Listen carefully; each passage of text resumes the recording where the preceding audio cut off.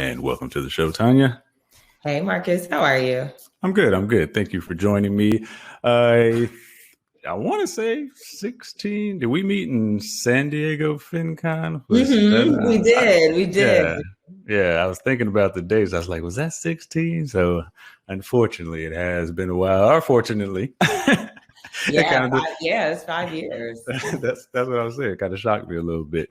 So we're gonna walk through. So what I do now is I kind of go to the pool from the social medias. I saw that you have, and you can confirm "Boss Up and Out" that I thought was a great title for the show and something that we could talk about. Hey. A few people, probably not you, seasoned professional like yourself, they need a little warm up. So I got a few icebreakers to kind of just get the conversation flowing and everything like that. Then the actual show, when people get the podcast, will drop after that. I'll let you know when we get there. I love a good icebreaker.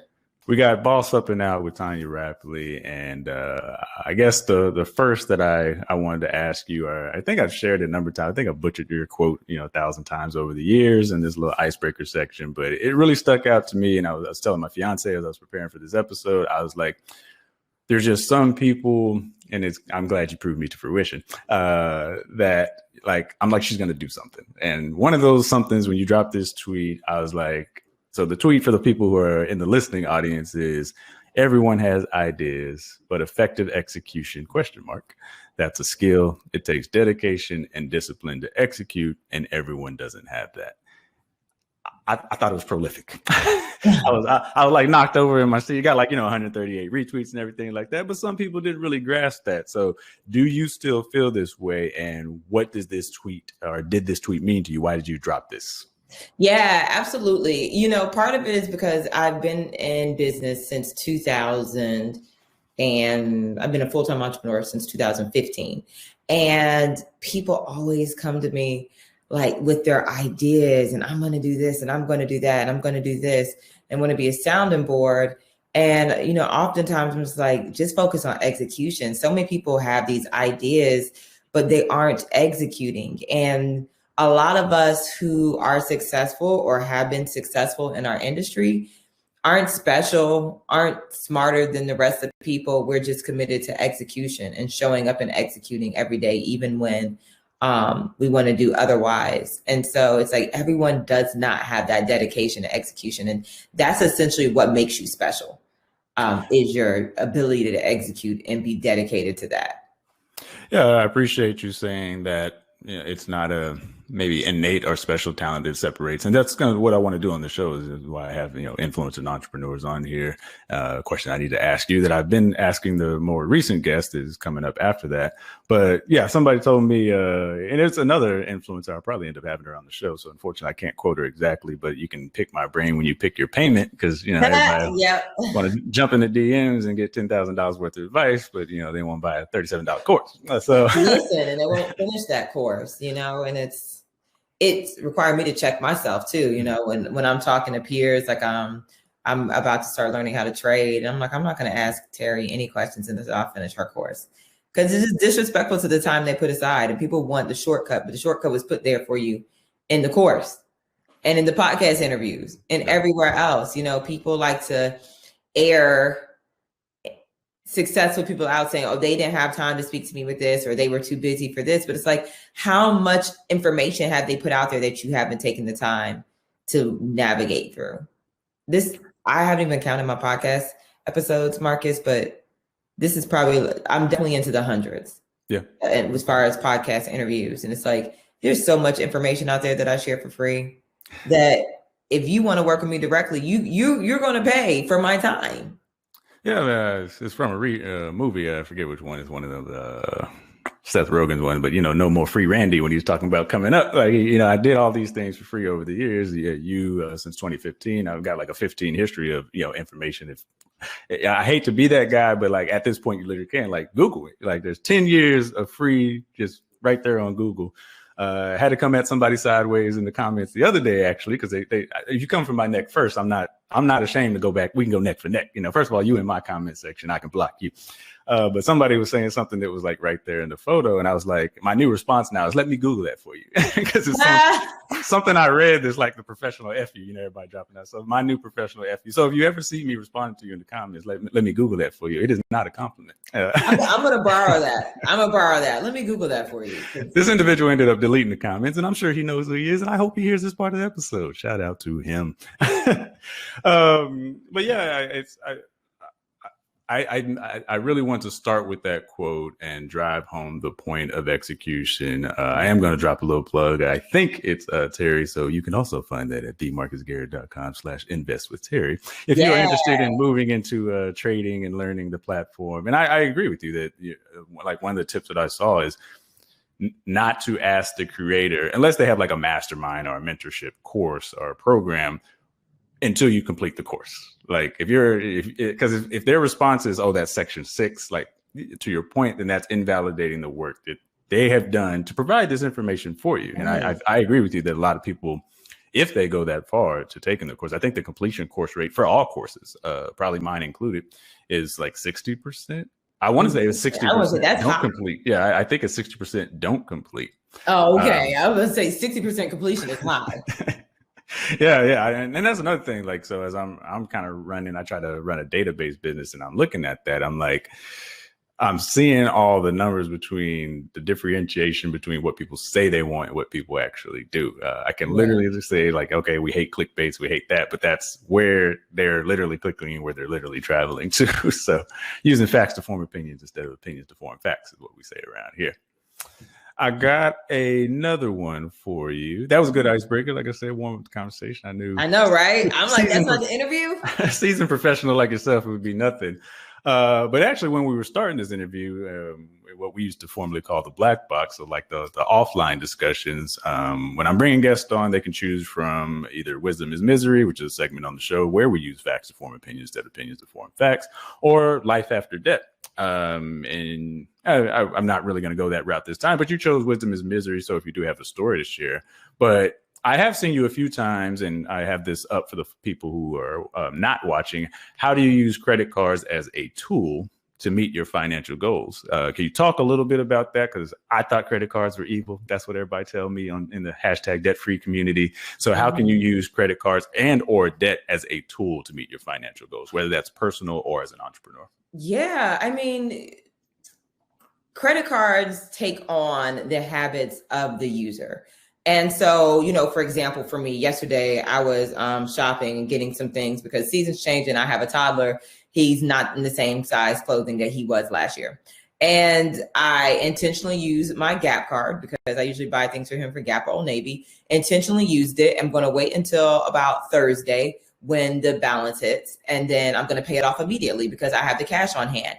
But by doing that, I get to take advantage of the coupons. I took advantage of additional $25 off and saving additional 15% on my order, on my purchase. And I'm just going to pay it off in cash. So I'm not going to be paying any interest. So it can be for saving money purposes, as in I use it for, in that instance. It can be building rewards programs. Another thing I do is like, I'll charge things on my Amex. I get 3 times for dining out and everything else. I'll intentionally charge things on my Amex, and then I pay my Amex off every week. So I'm getting those reward points, but I'm not paying any interest. I don't have to worry about anything. I don't have to worry about it costing me additional money. Plus, I get benefits such as I get to go to the Sky Club when I'm traveling. I travel quite a bit, so I'm getting breakfast for free. I'm getting my drinks for free, or whatever meal I'm eating that day. So I'm able to use it as a tool for that, for a lifestyle tool. I'm able to use it for saving money, and then also just leveraging good credit. So using credit as a way to continue to build my credit profile, so that when I go apply for things that require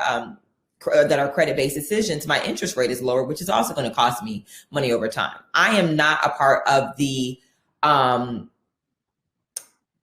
won't say I'm not a part of the debt-free community, but I believe in leveraging debt for my financial goals. So I will leverage debt to purchase real estate.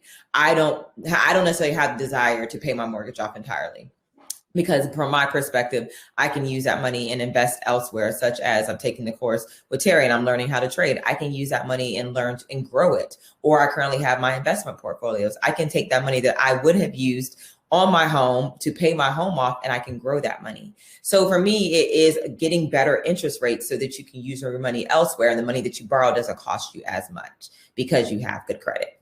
But then also credit can be a tool. You know, I was doing an Instagram live yesterday, and the woman was from New Orleans, and people in New Orleans have been impacted by Ida. And there are some people who really don't have that much cash on hand. Credit can be a tool to serve to be the bridge between you waiting for your benefits to kick in, or you waiting for FEMA to reimburse you, and you needing a place to sleep for the night. If you don't have credit, then you're going to have to figure, if you don't have credit cards available, you're going to have to figure out how to come up with that cash if you don't have that cash, versus if you have credit cards available to you. And some people would say, okay, then you should have savings. You should have savings available, and your savings are for that. But a lot of things can happen, such as natural disasters, such as the entire flooding of your basement. And so having credit allows you to stretch your money in the times that you need to have it stretched. But I also advocate for responsible usage of credit cards. Yeah, I think you've hit all the points that I would have had follow-up questions on the intentional use. So when people see me looking over here to the right, I'm actually taking notes. We were like, what the hell is he doing over there? The intentional use and being proactive with it, using the points. And yeah, I don't know that I was ever firmly, I called it almost austerity. It's like, I like spending money. That is actually why I got into debt. I still like spending money. I just found the ways to do so more responsibly. Now I'm just trying to make more money. So same, Marcus. Yeah. Same. I'm not a frugal franny. Okay. Yeah, I go with spend less than you earn, or earn more than you spend. And like that is my quote. Been saying it for years. Probably saying it for many more years. I'm not going to be more because it is some questionable times that we're going through. I love that. Earn more than you spend. And I'm all about that, because I think when I first started my financial journey, it was about like spending less than I earned, because I was in a position where I had to stabilize my finances. Yep. But I also hadn't maximized my income earning potential. And now I'm on the other side of it, where I'm continuously maxing out my income earning potential. And the things that I had to do when I was financially insecure are not the things that I have to do today. And I'm also finding ways to use my money wisely. And when I purchase something, even yesterday, I don't feel guilty about making financial purchases for things that I want if I've been doing what I'm supposed to do with my money. I was telling my husband, I live here in Atlanta, and there's the North Premium outlets not far from me in Dawsonville. And we went to the Burberry outlet. And there's a coat that I wanted for like 7 years from Burberry, and it was 50% off. I'm gonna buy the coat, because for one, I have another coat that I bought 10 years ago from Canada Goose that I still use. And when you factor that out over 10 years, how much wear you're gonna get up that coat, it makes sense for me, instead of buying a cheap coat that I'm gonna be buying every single season. So you get to a point where you buy for quality and not for quantity. And there's nothing wrong with that, especially when you make more than your expenses. I'm going to try to tie this together, because some people, and I know I got Atlanta listeners, actually think Atlanta's like my top 4 city of followers. So, shout out to the ATL. A coat for Atlanta? Yes. That might be question number one. Here. It gets cold here. So I would say like last winter. I mean, is it south cold? Like 30 degrees is cold to me. 30 degrees is cold. 30 degrees, you're going to have a coat on. Yeah. Listen, the way my blood is set up, I was born in the Philippines. Like, I am a tropical baby and tropical woman, whatever you want to call it. And so 30 degrees, I'm going to have you know what? Honestly, I will be in Publix with my fur on with 30-degree weather.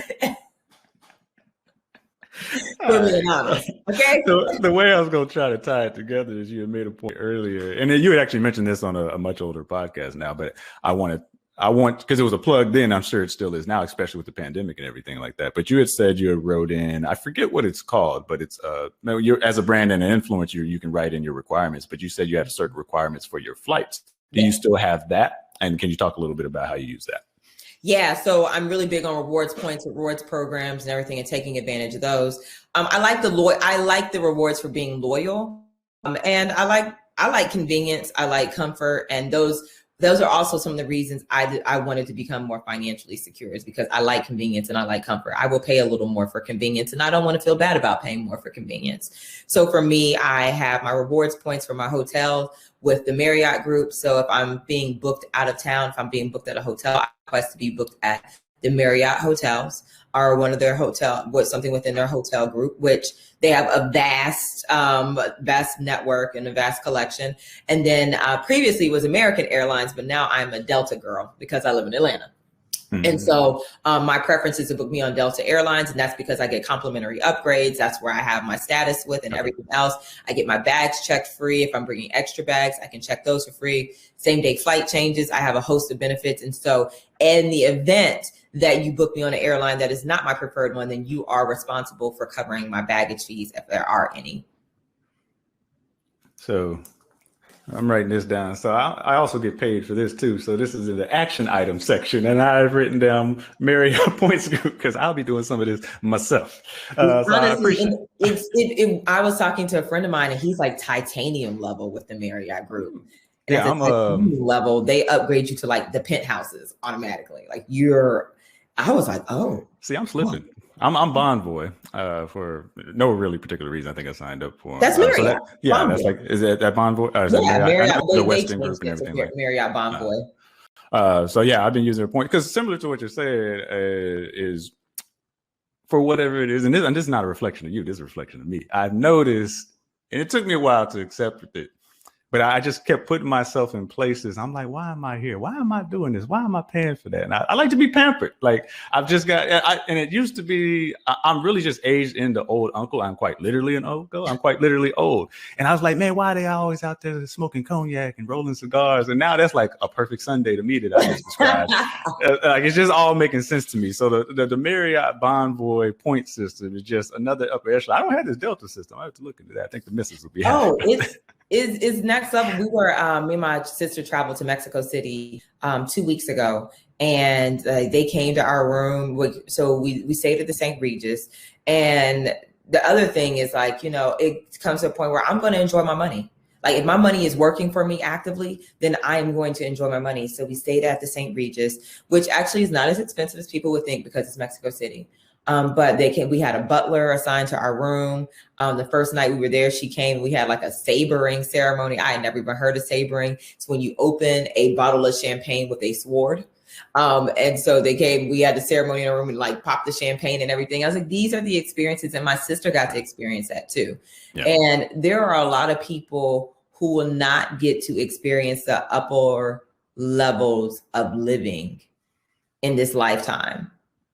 And I do not intend to be one of them because there is so much that this life affords us. And there's so much beauty and so much versatility in our lived experiences and what's here for us to experience that I don't think that, I find joy in the little things too.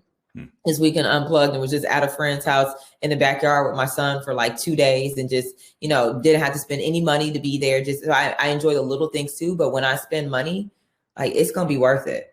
Right.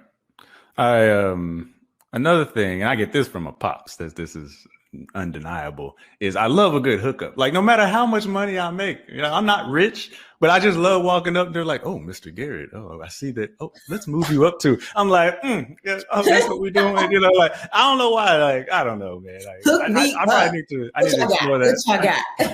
I probably need to walk through my, my mental health therapy about that. Like, what do Even yesterday when we were shopping, my mom was like, well, Tonya, use my military discount. My mom's former military. She's like, use my military discount. I'll take it. Thank you. I'm not above a discount. How much extra off? Okay. That's real. Yeah.